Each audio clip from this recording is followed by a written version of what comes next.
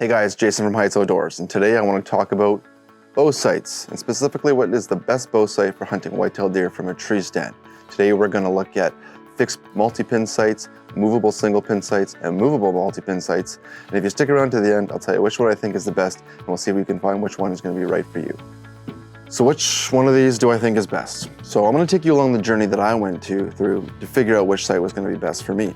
I tried several different sights over the years to get to the style that is what I think is the ultimate deer hunting sight from a tree stand. Now again, these are distances that I'm going to be shooting for sure 40 yards or less. Most of the deer I've ever shot have been around that 20 to 25 mark. I think I've shot 3 in my life over 30 yards. Everything seems to be pretty close. So I'm going to take you from the beginning of what I started using to what I'm using now and tell you why it changed along the way. So when I started my bow hunting journey, like most people, I used a fixed multi-pin sight. And the one I was using for a long time was a 5-pin. And it was great for practice. I really enjoyed shooting it all the time. But when it came to deer hunting, I was noticing after several seasons that I only ever really used that top pin to shoot at deer. So I had 4 other pins in my sight that were really just causing distraction when I was aiming. They were clogging up the sight picture. And since I didn't need them, I decided to move on and try a single pin sight. So after I ditched the fixed multi-pin sight, I went to an adjustable single pin sight, which I really love because what I love most about a single pin sight is the sight picture. One point of aim in the center of the sight, no matter what distance you're shooting at, because you're changing the sight to the distance and not looking at different parts of the scope. So my sight picture never changed when I was shooting, no matter how far I was shooting. And I thought, you know what, not a big deal. I'm not shooting many deer past 30 yards anyways. So I would sight the pin in for 25 yards. I was shooting relatively light arrows at that time, a lot lighter than I shoot now. So my trajectory was quite flat and it seemed to work very well. But something always bothered me about not having that another reference point. When a deer walked out at 35 yards and I knew I could make the shot and I didn't have the ability to adjust the sight in time, I just wanted that second reference point to shoot. So I had to abandon the single pin sight because it just quite wasn't perfect yet. So I went and did a 180 and went to a 5-pin movable sight.